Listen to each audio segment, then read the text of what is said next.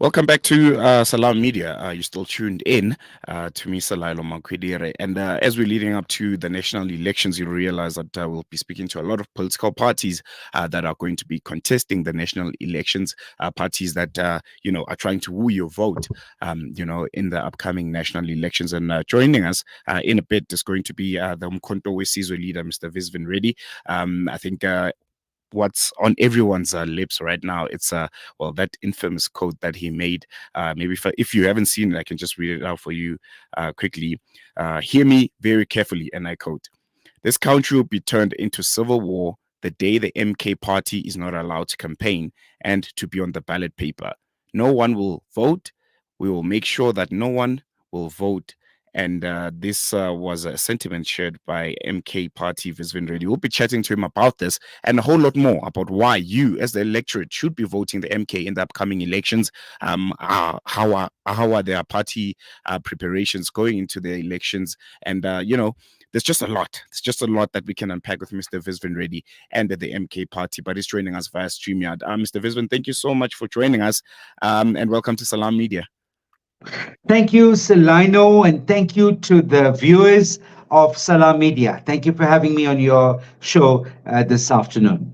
I think, our point of departure would obviously be what everyone is talking about. That statement that you made about, no one being able to vote if the MK is not on the ballot. A lot will say the MK is a relatively new party. Was it wise to make that statement, knowing and understanding just how volatile the country can be, and even worse, especially leading up to the national elections? Thank you very much. Firstly, let me clarify, I'm not a leader of MK. I'm an ordinary member of MK that is supporting a cause which I believe is in the best interests of South Africa, especially where South Africa has come to today. Now, I need to place my comments within its correct context. This was comments I made at an MK rally where I gave the keynote address.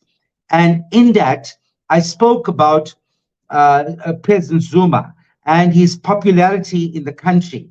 And I spoke about the riots and the looting that took place in South Africa. And I said that, and this was something that was an outcome of an inquiry, an official inquiry that found that the arrest of Jacob Zuma is what had contributed to the riots and looting in this country. Now, I must state categorically that I will never advocate any form of violence.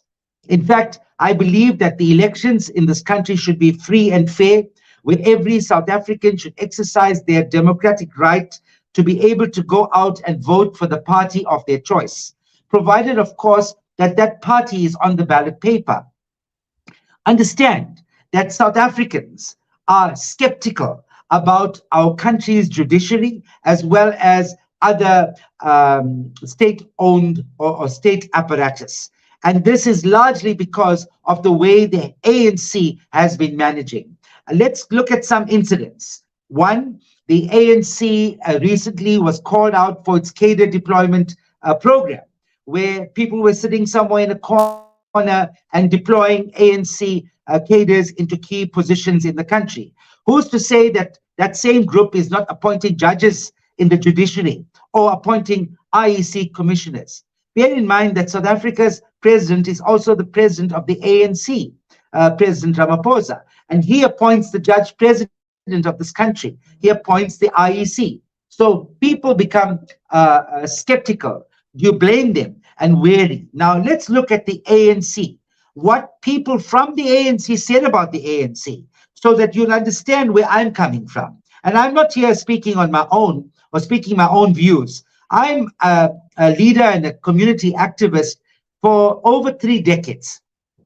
I work with people on the ground. I'm not a social media activist. While I have a large following on social media, I also work with people on the ground. I hear them, people who are not on social media, and I know what they say. They do not trust the ANC. But Reverend Frank Chikane, who is the head of the ANC's Integrity Commission, he said in 2022, when Zuma was not the president, he said that the ANC is run by a bunch of criminals. That is Reverend Frank Chikane. And then Ramaphosa himself said that the ANC stands accused number one insofar as corruption in this country is concerned. And I want to go one step further. Let's not leave him out. John Steenhuisen of the DA. John Steenhuisen said that the ANC is an organized crime syndicate masquerading as a political party. Now, for the first time since the advent of democracy, the ANC's existence, continued existence, holding on to power in government is actually threatened. And if this party, which is described as an organized crime syndicate, as a party led by criminals, has its way, who knows what they would do, what extremes they will go to stop the MK party, which has become a real threat to the existence of the ANC and its hold on government. Now, to give you some history, in 2019, the ANC fared its worst in elections. Do you know that? It had about 57%. 57%. And the writing is on the wall for the ANC. All opinion polls are saying that the ANC is going to get below 40%. Well, let's not go so far. The Secretary General, Fikile Mbalula, he said that if the ANC gets more than 30% in this election, then it will be a miracle. That's the Secretary General of the ANC who made these statements. So it tells you that the ANC's back is against the wall. And if it's described as a party of criminals, they are capable of using the judiciary and using the IEC to eliminate a party like the MK party. It's not the DA, it's not the EFF, it's none of these other parties that's a threat to the ANC like the MK party is. One of the ANC leaders said, he said that the only way the ANC will be removed from power in government is through the ANC itself. President Zuma is a more popular leader in the ANC than any of its current leaders. So you can see that many ANC members are gravitating towards the MK party. And this is evidenced by the fact that the membership of the MK party is over 9.6 million, making it the largest political party in this country. And if its members alone go out and vote in this election, the MK party will be the majority in government. So we're not concerned about that. We know that we're going to get the majority, but we want a 2/3 majority so we can amend the constitution and create a better life for all South Africans. We live in a country that is captured by big white monopoly vested interests. Ramaphosa himself is a captured president. The ANC is a captured party. Mr. Reddy, let me jump in a bit there, just a bit. Former President Jacob Zuma and the MK, the party generally, have been very vocal about the IEC. I think this is what brings us here. The IEC and its abilities. Where does this stem from? And knowing and understanding that the same former President Jacob Zuma was elected twice in the elections presided by the very same commission. Where does this sudden distrust for the IEC come from? And feeling like they're trying to hold the MK not to be able to contest the elections or have South Africans have a free and fair election? When President Zuma was the president of this country, all right? When President Zuma was the president of this country, there was no threat to the ANC. In fact, while he was president of the ANC did the best in elections. It had the highest membership. Its membership was over 1.2 million, while Zuma was president of the ANC. Those are facts. They're not opinions. They are facts. Now, at that time, there was no threat to the ANC like there is a threat now, because Zuma, with some ANC leaders like Ramaphosa, would like to wish away and would like to believe that in their little minds, believe that he is no threat. They're actually shocked. And now that the polls and their own intelligence is advising them that this MK party is going to remove the ANC from government, they're obviously worried. So you must understand that the IEC commissioners in South Africa are ultimately appointed by the president and not parliament.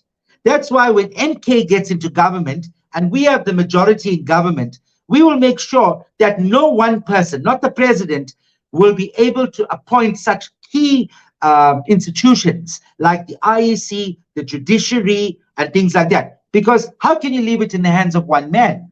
This has to be a collective decision by the entire parliament. And that is the reason why today we as MK and South Africans in general are concerned that these state institutions can be used by the ruling party for its own benefit. And let me give you an example.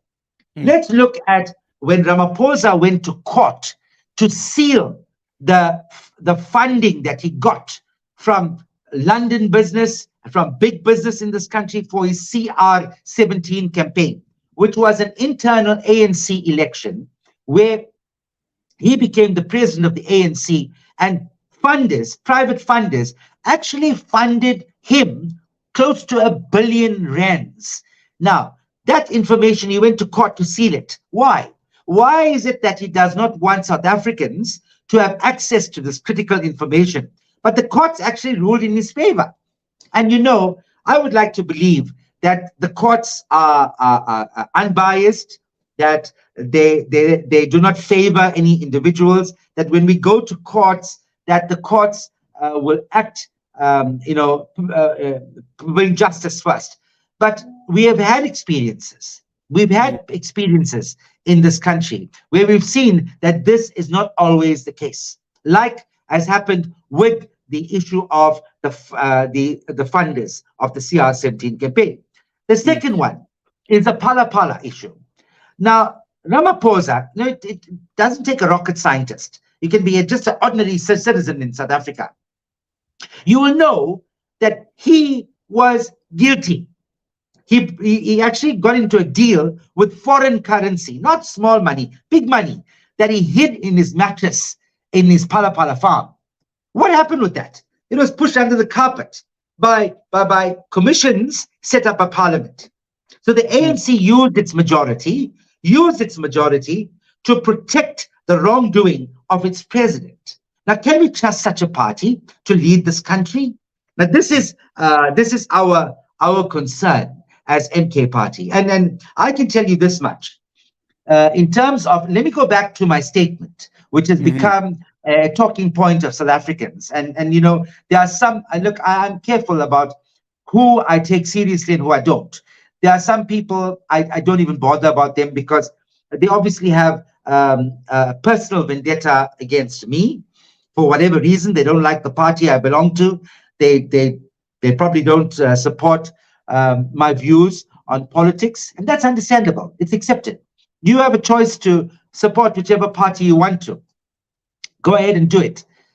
I was simply warning and cautioning that in the event that the ANC uses the courts or the IEC to get rid of MK, it can face a backlash from MK supporters, which are in the millions in this country. It's not me that's saying this. But this is the words of people on the ground. Mr. Reddy, you don't feel like the way you word it, and you know, sometimes it's not about what you say, it's about how you say it, and how you said it came out a bit. How can I put it? It was inflammatory. I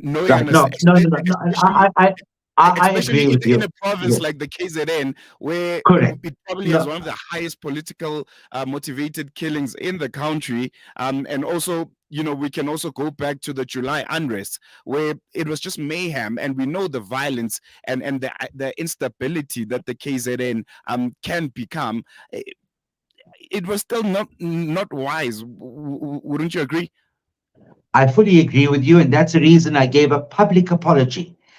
Because of maybe it came across in a way that sounded like it's inciting violence, and I stated categorically, I will never do that. So I say this with all sincerity, with all the sincerity at my disposal, that it's never my intention to incite any form of violence in this country. However, I will continue, as I've done in the past, to call a spade and to speak what I hear being said on the ground. You see, we have too many armchair politicians, too many armchair critics who sit in their offices, air-conditioned offices, and theorize about a lot of things on the ground. The same theorists were theorizing about the arrest of Zuma, and they discarded the advice that was given by seasoned people in this country, grounded in communities that warned, you arrest Zuma, there's going to be a backlash. You do not underestimate the support that Zuma has in this country. And that's all I'm cautioning. So this is a warning to not South Africans, to the ANC. Why does the ANC persist in taking this matter to court? Why does the ANC want to stop MK? Have you ever thought about that? Don't you think that the ANC should say, in the interests of peace and stability, in the interest of free and fair elections in this country? I mean, the ANC is credited with a history of fighting in the struggle so that we may have democracy and freedom to choose, allow people that option to choose the party of its choice. Don't go and eliminate your opponents using state apparatus. This is a form of state capture. And then we have to be guarded about these things. And that's all I'm saying. We need to caution that the ANC is not going to use its influence in the courts and in the IEC to eliminate its opponents in the forthcoming elections. Mr. Reddy, you and I have been talking for about 16 minutes now, and you probably mentioned the ANC more than you've done the MK. Is this a deliberate strategy, or is just where we find ourselves as a country, or is it just you as the MK seeing a weakness and trying to capitalize on that weakness? Absolutely not. You know, the thing is, if you read the sentiment on the ground currently, there is such an anti-ANC feeling. ANC, the word ANC has become a swear word. MK party is a party that's born out of the ANC. ANC leaders, Mosiwe Lekota, Julius Malema, and now Jacob Zuma, have left the ANC for valid reasons. I think the ANC's support, not only among South Africans in general, but among ANC members, is at its worst currently. So forgive me if I'm talking about the ANC, but it is the same ANC that's the cause of all our woes today in this country. Load shedding is caused by the fact that the ANC wants to remove coal-powered fire stations and replace it with independent power producers. Why? Because Ramaphosa's brother-in-law has a direct interest in the IPPs. And you see a deliberate attempt by the ANC to collapse Eskom. You've seen what happened to SAA. Now Pravin Gordhan has indicated that he's retiring. And his retirement, it seems, his retirement fund is through the sale of SAA, because that has been shrouded in secrecy as well.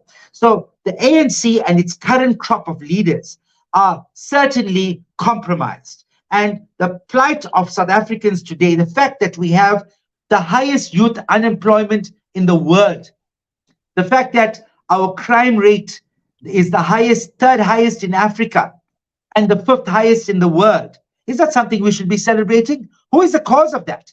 The cause of it is the ANC government. And that is the main reason why MK is here, to remove the A. Nobody thought it's possible.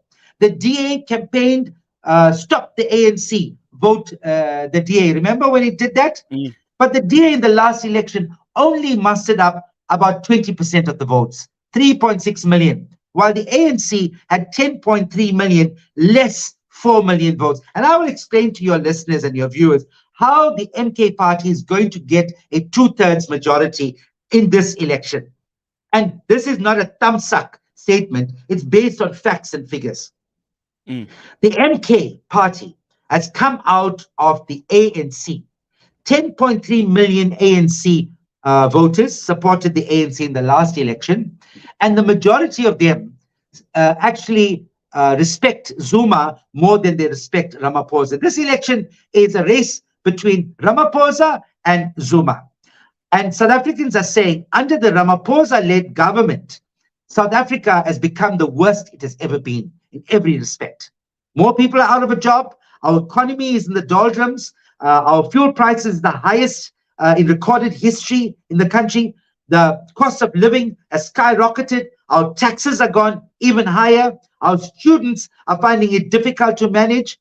Our country's focus is all mixed up, all because Ramaphosa has an agenda to promote certain white vested interests that has invested in him and are hoping for a return. They invested in him while he was working for the Manel family. Do you know that? In the 70s, Ramaphosa worked for the Manel family.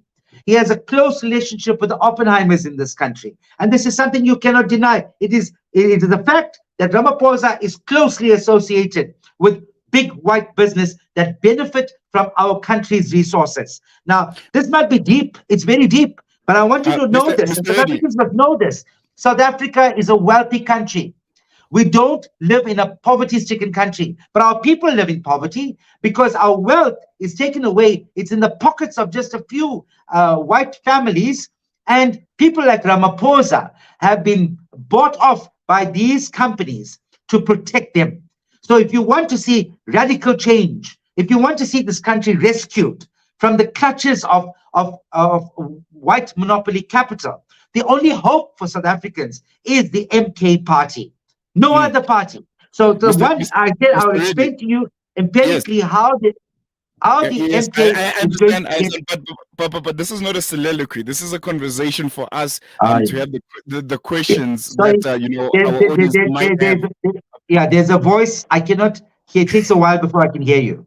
All right, no worries at all. You mentioned that this race essentially is between President Ramaphosa and for former President Zuma. How would you answer those that say President Zuma's move to the MK is not a genuine one, but rather a disgruntled former member that wants to, I don't know, make the ANC back, for what they've done to him? You mentioned him going to prisons. South Africa has seen how he was ultimately sidelined by the ANC. How would you answer those that say maybe he's not that genuine? Maybe he wants the ANC to feel what he felt because we know that the power that he wields in the KZN and the rest of the country, and say, look, you can't do this without me, so I'll take it somewhere else. Right. Those criticisms, they come from a minority of people, and you must understand what motivates them and what drives them. There are obviously people who are benefiting from this current ANC regime, and so they see Zuma as a real threat, and they'll come up with all kinds of narratives. Do you know who's Bell Pottinger? Have you ever heard of Bell Pottinger? Bell Pottinger, to your viewers that don't know, is a professional PR company where leaked emails revealed that South African agents had employed and paid them millions of rands to run an anti-Zuma campaign. They used the media, they used state organs to demonize Jacob Zuma. And so you'll get people who will say that, look, let me answer this very simply. If Zuma is 80-something years old, why would he leave a retirement and come out to want to save this country if you think he's got ulterior motives? Far from it. Far from it. He's actually concerned about the ANC and where the ANC is going. Zuma was a teenager when he started actively working for the ANC. He spent 10 years in jail. He was in exile for most of his life. He made huge sacrifices for this country. Why would he come out of his retirement and say, I need to get involved? It's not just him, but the people, the members of ANC, former members of ANC, are appealing to Zuma, please come and save us. And I tell you, if it doesn't happen now, our country is doomed. Our country is doomed. If you think that the years under Ramaphosa is bad, it's going to get far worse. I think let's take it a bit back. I'm sure you were in the initial phases of the establishment of MK. The question I have is, you could have literally named the party anything. It could have been, I don't know, Rainbow Nation Party. It could have been anything. How would you answer the question that maybe you guys are trying to capitalize on the emotional connection that South Africans have with the MK, and well, the ANC essentially, because the MK was the military wing of the ANC. Was it an easy picking, an easy fruit to grab that we're going to use this? South Africans know and understand what it is, and there might be others that don't know that it was debunked later on to become MKMVA. And there are people that think maybe I'm still voting for the MK of yesteryears. MK party was never MK was never in existence as a political party prior to the 16th of December 2023, when President Zuma announced that he would be supporting the MK party. It didn't exist before that. Mm-hmm. The choice of a name, COPE, Congress of the People. The ANC claimed it belonged to them, and the ANC went to court. They took Lekota to court. They lost in court. Economic Freedom Fighters, EFF, comes from where? Where does this idea of economic freedom come from? It comes from ANC documents and ANC resolutions that remain unfulfilled. And the ANC, you see, I'll tell you what's going on. The ANC has got resolutions that the party had taken and had never followed through with these. I mean, you take the Freedom Charter, which says that the wealth of the land shall belong to the people of this country. The ANC is scared of that. The land question, ANC is scared because they have not implemented these policies that their own members had agreed to. So what is in the name, you would say? Do you honestly believe that people would vote for MK Party because they associate MK Party with uMkhonto, weSizwe, not just association by it's still a wing of the ANC, but by association of the name itself. It has an emotional connection to a majority of South Africans that feel disgruntled, South Africans that feel like the ANC has failed them, but the name itself, there's so much to a name, Mr. Reddy. I'm sure you can agree with me that even though there's no association to the initial ANC, but it existing and its colors and its logos are reminiscent of what South Africans remember the MK to be, and what they probably see you guys as. And I think your approach also sells it that way. The militant approach, the way you guys speak, the way you hold your rallies, it's militant. It's what we know the MK to be and what we understand the MK to be, never mind the ANC, but the MK itself as the military wing of the ANC. So maybe that connection seemed like an easy picking at the time. I'm not sure if you can re-answer that. If people associate the MK party with what the ANC should be and is not today, then so be it. Because really, ANC members are leaving the ANC because the ANC is no longer the party of Steve Biko, Chris Ahani, Moses Kotani, Moses Mabida, and others. It's not the same. The party has become something that's foreign to its own members. So there's nothing wrong if people see movements like uMkhonto, weSizwe for a party, or the EFF as parties that's taking on the baton of what the ANC former leaders have started to complete that race. Don't you think there's nothing wrong with that? I don't see anything wrong with that. I don't. I can't answer that. I want us to jump on you a bit. You are the leader of the African Democratic Change, and also a very vocal, upstanding member of the MK. This would be rather confusing to the electorate. Where does your vote go? Who are you advocating for going into the next elections? Is the African Democratic Change in I don't know, a coalition of some sort with the MK? Where are we standing? Okay, a number of smaller political parties have seen wisdom. They have actually seen the light, and they are not contesting the national elections, and they've thrown their weight behind the MK party. ADEC is not the only one. There are many other parties.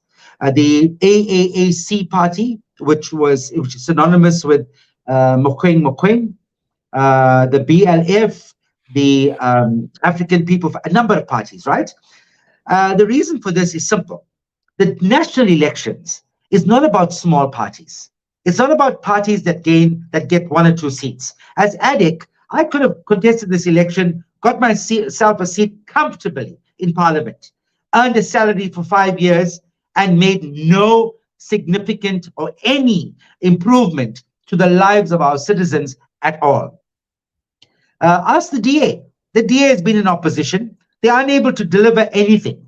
Worse still, as a small party with 4 seats, your talk time that you have in Parliament is only 3 minutes. And some of the leaders of some of these small parties, by the time they clear their throat and wipe their nose and do all those things, 2 minutes is gone. And in the 1 minute they got left, they're busy faffing around. You don't know what they're saying. So politics is about numbers. And this time around, it is a fight for the heart and soul of South Africa. It is a fight to remove ANC from power, to remove the ANC from government. That is what this fight is all about. So we're not here to play Mickey Mouse politics. We're not here to find a job for 1 or 2 people. There are some smaller parties that are persisting in going into this election, but they will tell you themselves that we will never win the election. I want you to ask every political party that you have on this platform, tell us if you're going to win this election. Don't talk to us about a coalition or a pact, because coalitions are not working. If you can't win this election, why are you contesting this election in the first place? Obviously, it's just to create a job for yourself and a few of your mates. No, we are in serious business here. We are in a very serious business here. Our future, the future of our children is at stake. We're not here to play games. We're not here to create employment for 1 or 2 people. Our mandate as MK is to bring sweeping change and radical transformation to this country, which is needed now more than ever. Mr. Reddy, I think, if there's, especially leading up to the elections, South Africans are always interested in knowing and understanding who's financially backing a political party, because it tells us of the motives of the political party, depending on who's paying their bills. It tells us about the association and how they will drive legislature and how their manifesto will ultimately look like. Who's paying the bills of the MK? It's the members and supporters. We've had big funders that are going and capturing political parties. You've seen, look, it's now open. Whoever funds political parties, you know who they are. The funders of the ANC, the funders of the DA, the funders of Action SA, the funders of Rise Mzansi, the funders of Bosa political party, I could be wrong there, but I just need to check on that, are the same.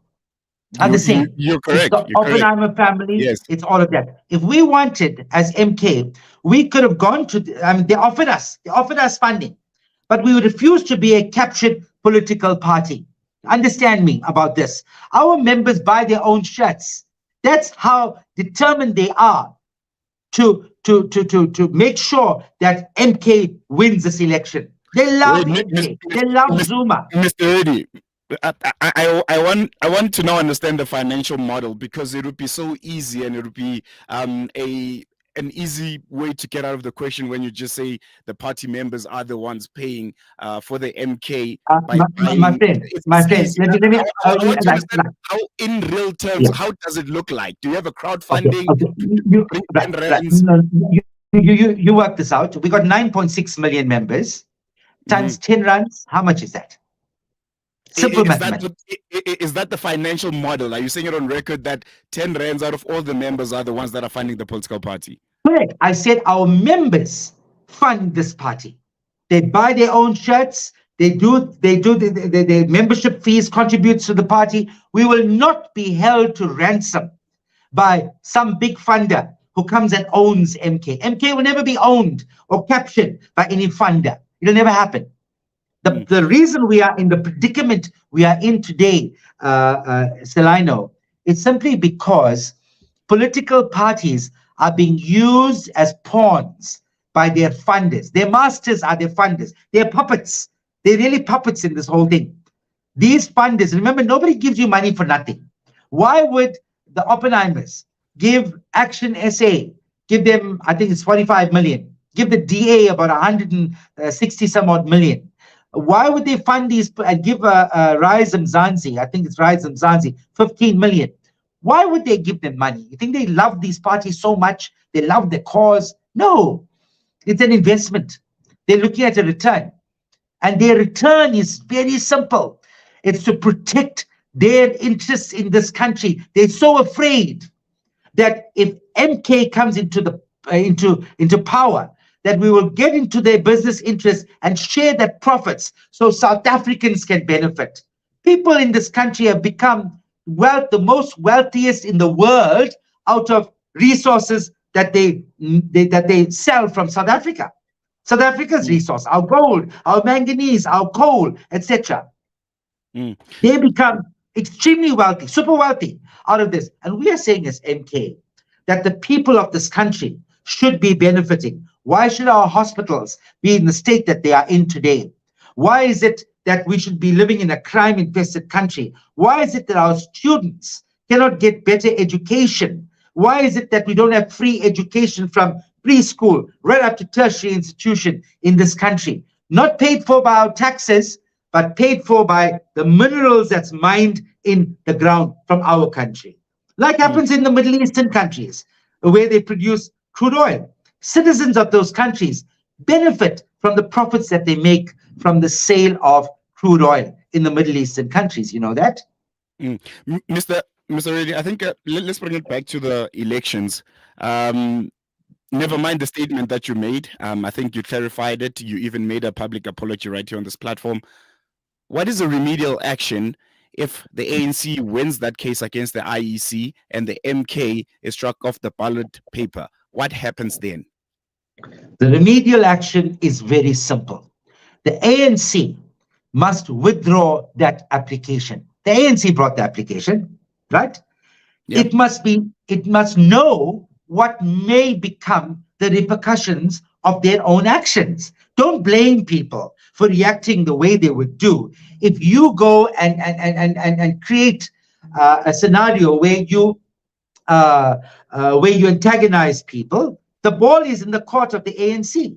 They need to withdraw. Why would the ANC lower itself in this way, go to court to try and eliminate MK? Doesn't that tell you that they are threatened by the existence of MK? Leave MK.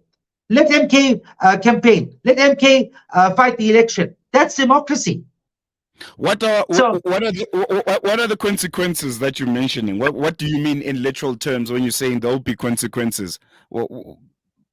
In words, you're good. You're a leader in the party. You said you're not a leader, but you're a member in good standing. I'm sure you'll be in the conversations when you guys are now trying to debrief and brief and say, okay, this has happened. What do we do? So I need those consequences in literal terms in real time. What will the MK do if you don't find yourself in the ballot paper for the national elections? MK party will accept. MK party will accept the outcome, although we know that this will be a crime of the worst possible form of capture. We know that the ANC is using a state apparatus to try and eliminate its competitors in the election. But I cannot speak for people on the ground. I cannot speak for the membership, the rank and file membership of MK. I cannot speak for the supporters of MK, like I said, who are in the millions in this country. I cannot say what will happen. I pray, it is my daily prayer, that the ANC will withdraw this application for the sake of peace, for the sake of ensuring a free and fair election, and hoping and praying that there will be no violence and that there'll be no rioting and looting like we've experienced in the past, which is still fresh in our minds. We don't want to see a repeat of that. Let me give you another scenario now. You answered that one quite eloquently. By your assumption, there are over 9 million. Maybe it's not an assumption. These are, numbers that you've seen from the branches. There are 9 million party members in the MK.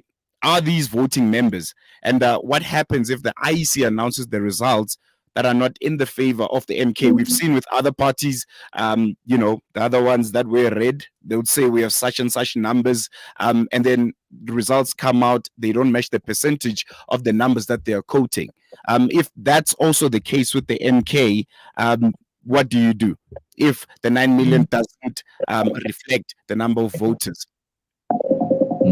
Okay, this is a very interesting and valid question. I think what I am doing is I'm raising awareness. What I'm saying to you now, many people did not know. You didn't know that it is President Ramaphosa, who is also the president of the ANC, who has a vested interest in this election, that appoints the IEC commissioners. So it doesn't really make it independent. What it should do is ensure that every political party, including MK, that they become extra vigilant, and that every step of the way, right from the actual voting at the voting station, right to the counting, right to the capturing, to every step of the way, that political parties send their eyes and ears out there to watch the IEC, to make sure that, now look, who are your presiding officers in voting stations? In most cases, it is SATU members. SATU. Who's SATU? South African Democratic Teachers Union. It is an alliance partner to COSATU, which is in alliance with the ANC. COSATU and its affiliates, like SATU, has been holding meetings with its members, talking to them about how they're going to be campaigning for the ANC. A presiding officer who's meant to be neutral is now part of a union that is openly canvassing for the ANC. Don't you think that they need to be watched very carefully and very closely in the voting stations? Mr. Reddy, I think more than ever, this year's elections will be heavily influenced by international relations. South Africa has been very involved in a lot of, pressing issues internationally, whether it's Palestine or it's what's currently happening in Ukraine. But I want to focus firstly on the ongoing genocide in Palestine. What's the MK stance on it? And are you satisfied with how our government has responded with the ICJ and presenting that case against Israel? A goal is scored only when the ball gets into the nets. That's when the goal is scored. Dribbling, and dribbling. People don't talk about how well a soccer team dribbles. They talk about how many goals are scored. Insofar as the Palestine-Israel war is concerned, I want to state categorically that MK Party stands with the people of Palestine. The worst form of human rights violations has taken place in Palestine under the watch of the United Nations and others.